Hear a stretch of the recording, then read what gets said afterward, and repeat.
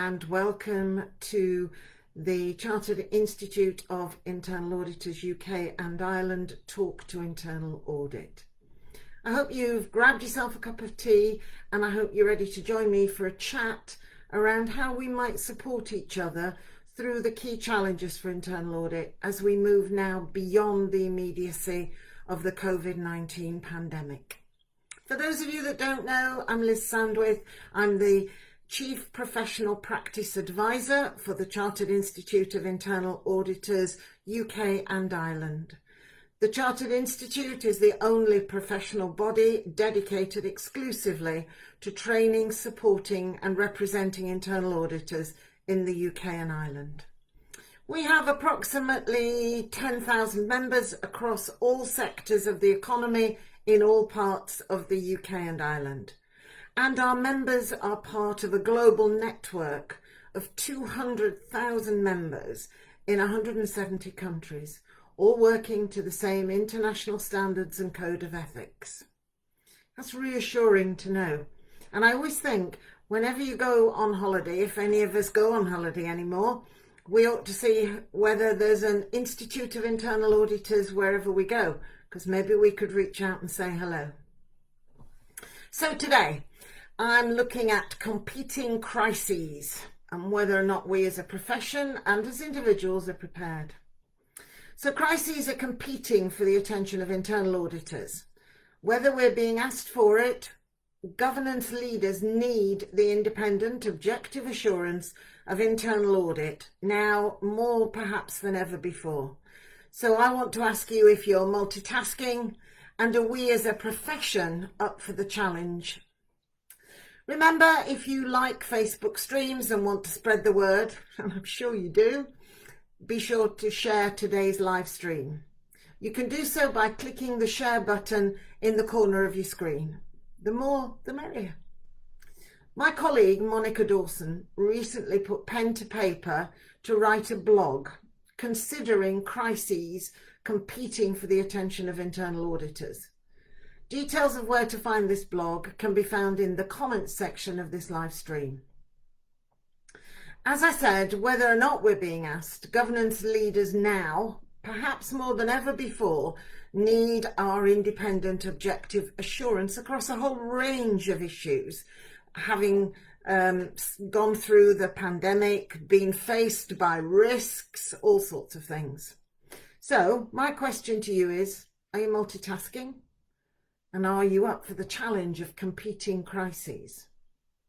COVID-19 has been an all-consuming priority for organisations, a clear and present danger. Yet while we continue to live through a global pandemic and adjust to new ways of working, and even bigger crises looms over us. Climate change is an existential risk, one which threatens the very existence of humanity. And those of you like me who have children, grandchildren and great-grandchildren need to reflect on that in terms of the impact it's going to have, climate change is going to have on the future of all our loved ones.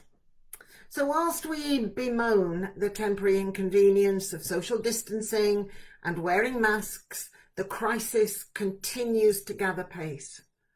The pandemic caused global leaders to defer the 26th United Nations Climate Change Conference, COP26, from November 2020 to November 2021. During this pandemic, Death Valley recorded a temperature of 54 degrees. I think in Siberia they were way up in the 40s as well. So the planet is not on pause. It doesn't understand lockdown, does it? And as if this isn't enough, there's another crisis, a third crisis. In August, the UK officially entered into recession due to the economic impact of the pandemic. However, there were warning signs even before the word coronavirus entered our vocabulary. The economic cycle and the impact of Brexit, and I know I'm not supposed to use the B word, compounded the unprecedented challenges of a pandemic. The environment in which our organisations operate is complex and volatile. Very few organisations these days have their customers and suppliers in the same country in which they operate. So, suppliers may be across the globe. Customers, think about shopping online, maybe across the globe. So we don't have that close proximity to our customers and suppliers as we have done in the past. So may I just give you a reminder, if you're just joining us, welcome to our live stream, Talk to Internal Audit. Today's theme is competing crises. Are you prepared? Crises are competing for the attention of internal auditors. Whether we are being asked for it, governance leaders need the independent, objective assurance of internal audit now more than ever before. So are you multitasking? Are we as a profession up for the challenge? And as individuals? Bit of perhaps looking in the mirror time to think, do you know what? Am I really up to the challenge of dealing in my organisation with 3 competing crises? So let's just take a moment to consider the 3 crises and the risks associated with them. Pandemic. The COVID-19 is impacting businesses globally by disrupting supply chains, travel, production and consumption, threatening operations and financial markets. Companies find themselves navigating a new reality, addressing issues from crisis response and cyber threats to valuations and financial stress. And you don't turn on the news anymore, do we, without seeing some recognised chain that has made people redundant. I recall recently, I think it was Pret, 1,300 people made redundant. But then, in the next breath, Tesco's recruiting 16,000 new people. So it's infecting every single sector in every different way possible. So whichever sector you're in, this is a moment for us really to understand our organisation, our sector, our geographical location, our customers, our suppliers, and to prepare, because everything we're hearing, everything that's on the news, everything that governments are saying is that we're not through the woods yet, that there is likely to be a further spike come the autumn, and the vaccine isn't here yet either. So we need to bear all these things in mind. So what about climate change? Companies and internal auditors should prepare for increasing pressure on climate issues from all of their stakeholders: investors, customers, employees and communities. Could there be a demand from investors to withdraw from certain sectors, such as fossil fuel? Could employees initiate a walkout over climate change? Will customers boycott unsustainable products? Or could there be litigation tied to lack of action on climate change mitigation or adaptation? And if we think about climate change, I was talking to a colleague, friend, who lives in London, and she was saying during the lockdown, when she would go out for her daily exercise, she said for the first time ever that she could recall, she could hear the wind in the trees, the birds in the trees, and she could breathe air without smelling carbon monoxide every time she took a step. So are we going to come to a point, do we think, where our organisations are going to link these 2 risks, pandemic and climate change, and actually see that if we continue to adopt and maintain, carry forward some of the things that we've learnt from the pandemic into the future, that might also start to help us achieve our climate change targets? For example, working remotely, not travelling into the office, not travelling overseas, those sorts of issues, giving up huge premises in cities and moving out of cities. Those sorts of issues, are organisations going to start putting things together and thinking about it? I saw something in a survey that PwC had done quite recently, and it said that from a sample of CEOs, and I I don't recall the sample size, but something like 86% of CEOs said they didn't anticipate their full workforce returning to working in offices in the foreseeable future. And then they broke that down and said that 86 became 79% globally. CEOs didn't see their employees returning to their offices on a full-time consistent basis. So the pressure stemming from climate risk also creates significant opportunities for businesses to align their strategies, similar to what I've just been talking about, with the direction of change. Internal audit is often challenged about not looking for opportunities. And I was talking to a chair of an audit committee only this week, and he was actually slightly complaining about internal audit never looking for opportunities, simply looking for risks and controls in place to mitigate risks rather than opportunities. So perhaps here is also another opportunity for internal audit to think outside the box and identify opportunities within their organisation that can help their organisation be sustainable. New and expanded product and market opportunities will be created. Some will be orientated to specific areas such as renewable energy, regenerative growing practices in agriculture. I'm desperately trying to persuade my husband to feed our cows seaweed. I am not there yet, but I haven't given up. Or sustainability linked to financing. Many more companies have the opportunity for climate risk related product, service and supply chain innovations that will attract customers, investors and employees with a heightened sensitivity to the issue.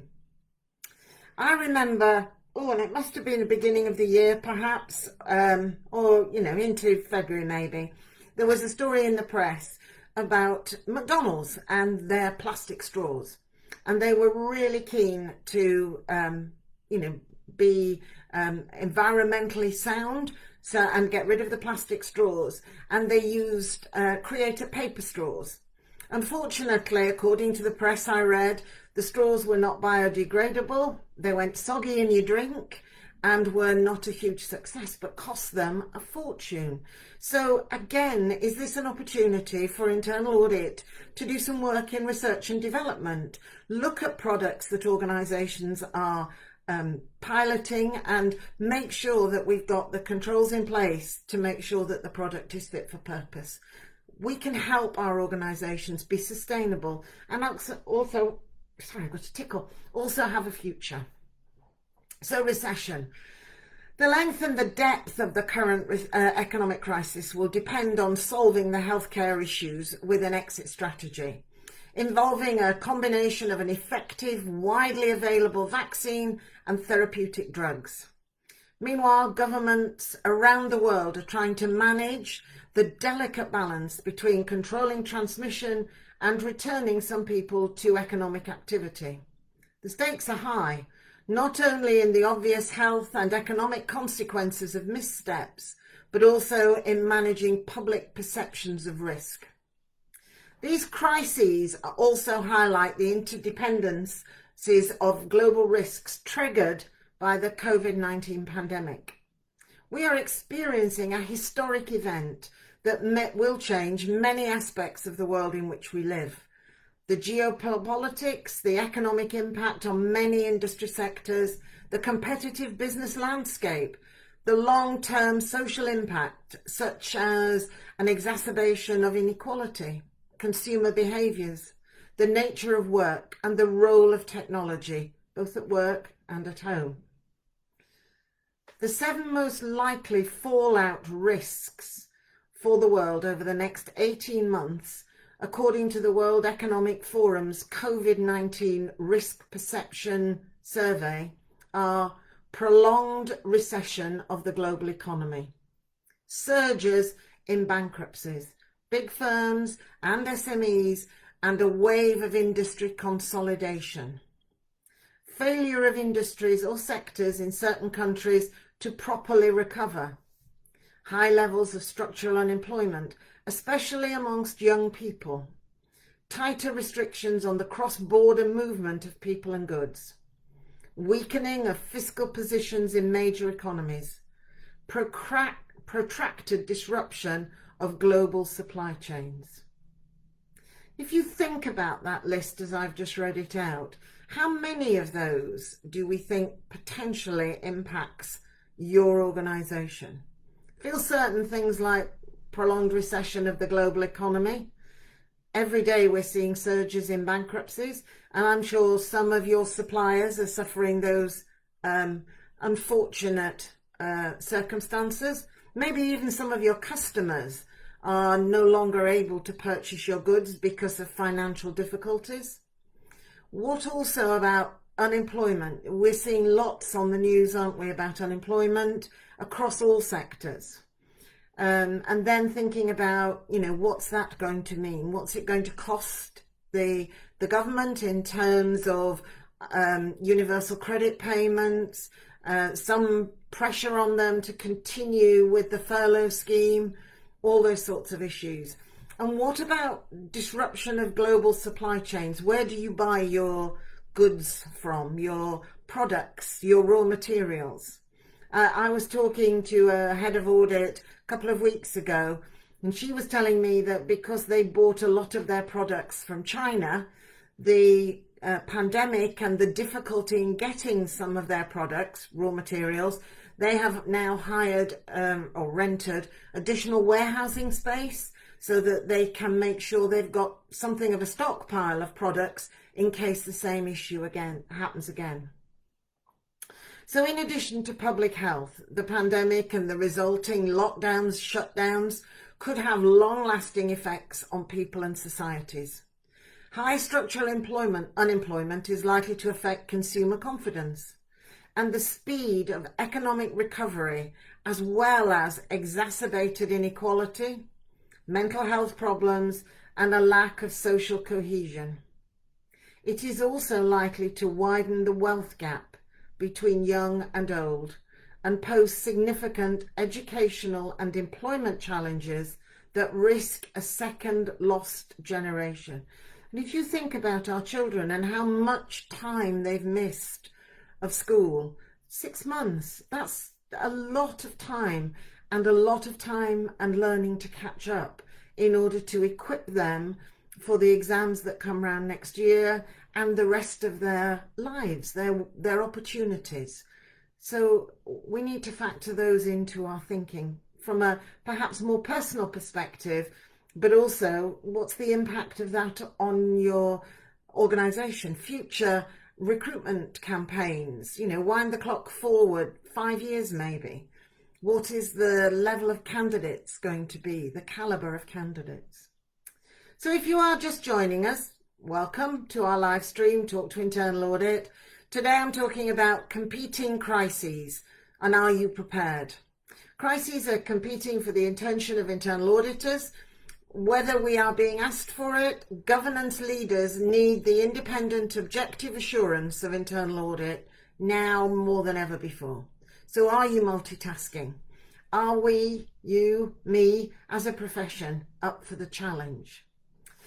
At this juncture, I'd like to invite anyone watching to feed back in the comments section of the stream examples of how you personally have planned to face the 3 competing crises everyone is talking about: COVID, economic recession, climate change. Alternatively, you can respond to the poll that I'm just about to put up. Pressed on the wrong one, sorry. So I would be interested to hear your thoughts. So which of the following 3 crises pose the greatest risk to internal audit? COVID-19, climate change, an economic recession? No idea. Let's have a look and see how this is panning out.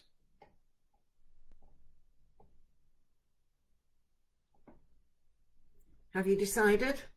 Have you voted? I'll give you a minute or two.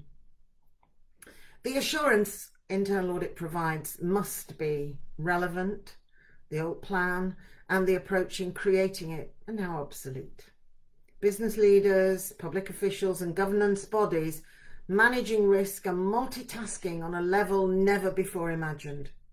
There is no reprieve, no light touch on the agenda. Everything is critical. In times of crises, investors often turn to gold. I've been telling my husband about that. We should invest in gold. He's not convinced. A reliable, valuable commodity to provide a security during macroeconomic uncertainty.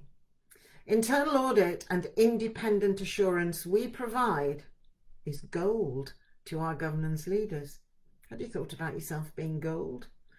Effective internal audit is an incredibly valuable asset.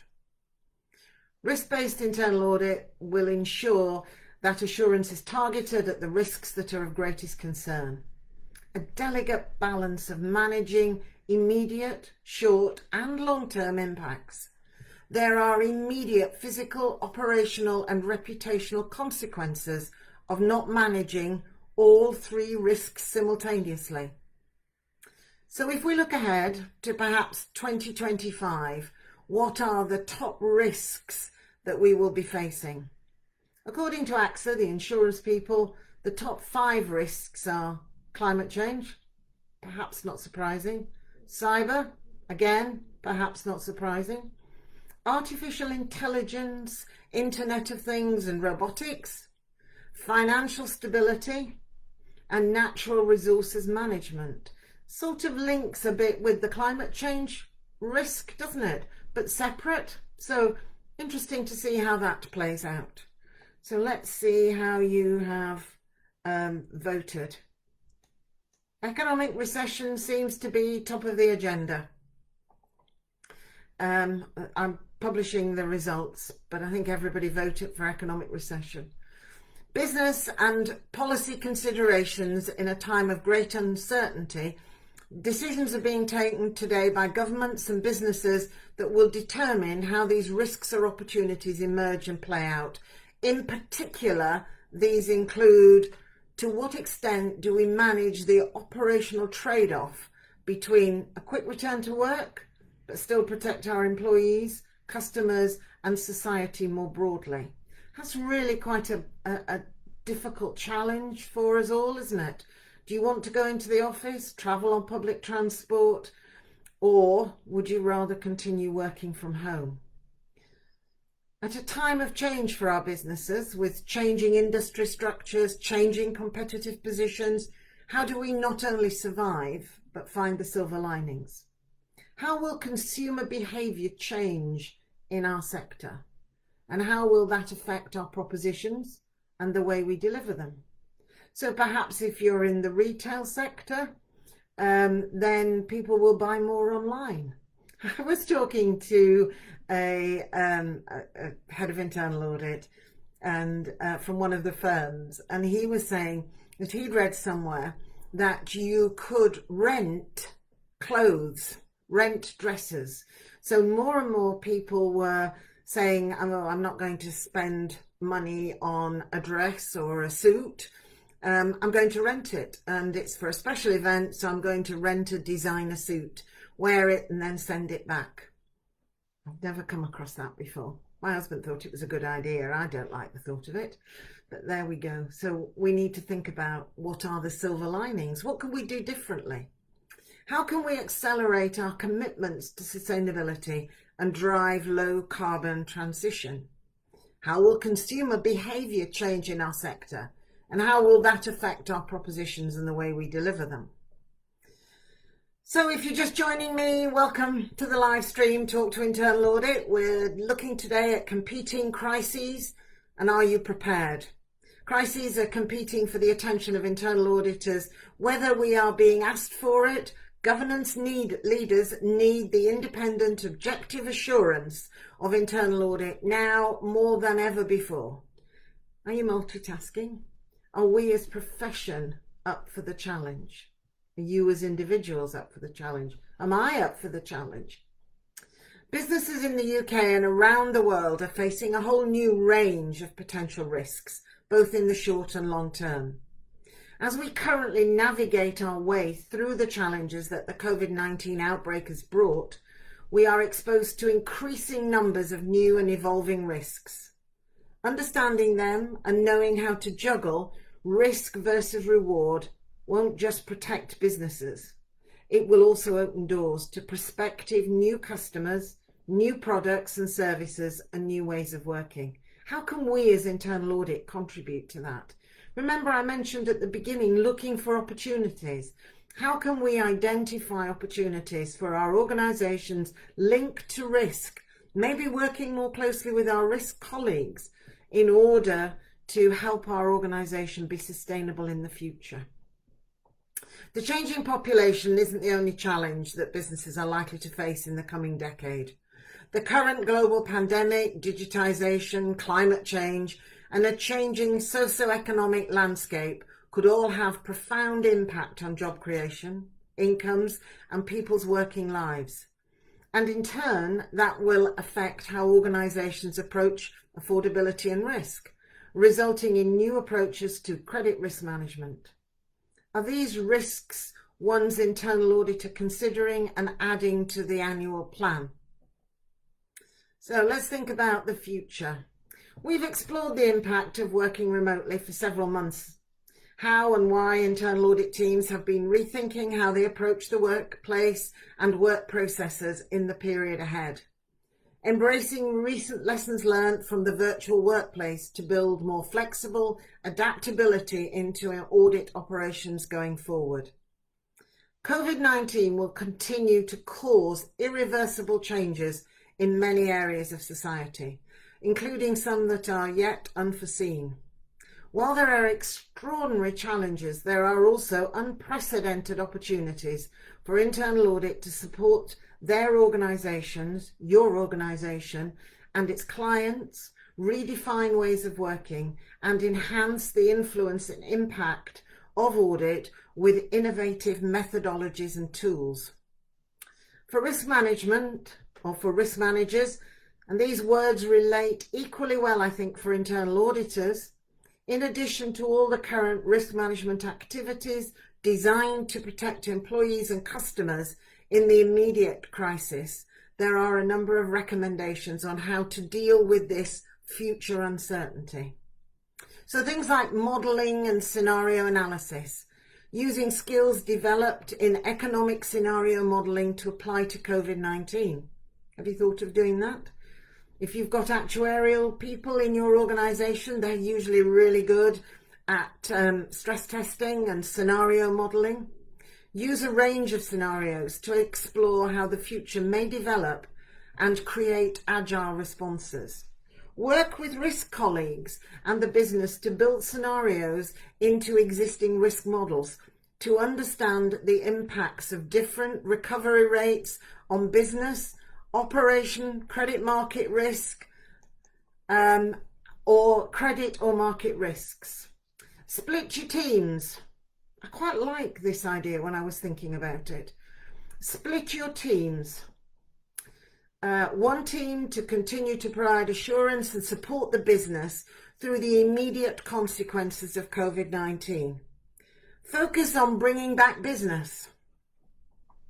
A separate team to look to the future and find new opportunities as the competitive landscape and customer behaviours change. Are appropriate measures in place to protect physical and other assets that are currently idle or have been repurposed so that they can restart quickly once normal business activities are resumed? Are you? Are we, as a profession, ready for the next decade? And are we carrying forward what we've learnt over the last 6 months? So my final thoughts. The Chartered Institute will be launching the latest edition of its annual research report, Risk in Focus 2021, on the 22nd of September, which touches on all of these crises and what they mean for internal audit. Our Risk in Focus 2021 report will be followed by various other reports exploring similar topic areas. We will talk more about Risk in Focus 2021 in the coming weeks, so please make sure you stay with me. Using these influential publications alongside your business acumen and knowledge of your sector will ensure your audit plan remains relevant. So what is your value to the organisation? Are you really audit gold? I so hope so. So for those just tuning in now, today we spoke about competing crises. Are you prepared? Crises competing for the attention of internal auditors, the importance of providing governance leaders with independent, objective assurance, now more than ever, and are we multitasking? As a profession, are we up for the challenge? The live stream is available afterwards for those of your friends, colleagues who may have missed the live version on the Institute's Facebook channel. Follow all the exciting things the Institute is doing on Facebook, LinkedIn, Twitter. As a member, you have access to the latest edition of the Audit and Risk magazine, which is available on our website and was launched yesterday. And there is a really brilliant piece in there about equality, diversity and inclusion, and an exciting feature by Stevie Spring, who's chair of Mind on mental health, which of course is another crisis we're facing at the moment. Give it a read when you get a chance. Alternatively, you can catch Stevie at our Internal Audit conference, where she'll be giving an exciting talk on the important role people play in organisations. Details of how to book your Internal Audit conference place can be found in the comments section of this live stream. And if you haven't seen on our website, we are doing a very immersive virtual experience as the conference. I was on the site yesterday and I have created my avatar. Not surprisingly, she's grey, wearing a navy blue suit and a blouse. My husband said, she looks just like you. Why can't she have pink hair or blue hair or something? And I said, because I'm an internal auditor. He didn't think that was funny. I'm happy to take questions, as you know, at any time via email at liz.sandwith@iia.org.uk. Next week, 10th of September, I'll have a great guest, Hanif Barma, and we will be exploring the risk agenda as we emerge from COVID-19. Some 6 months since the UK-wide lockdown, what were the risks keeping us awake in February and early March? Where are those risks now and what has replaced them? Has our ability to assess risk improved?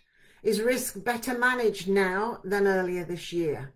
How effective is our ability to communicate risks? And how strong is our control environment at mitigating risk? As we move into the new future, please don't forget to book your slot in your diary, 4 p.m. every Thursday. I'll be here. Hopefully you'll be joining me. Don't forget your tea, coffee, water. A little early for anything else. Remember, please, talk to Internal Audit because the Institute is listening. Thank you and stay safe.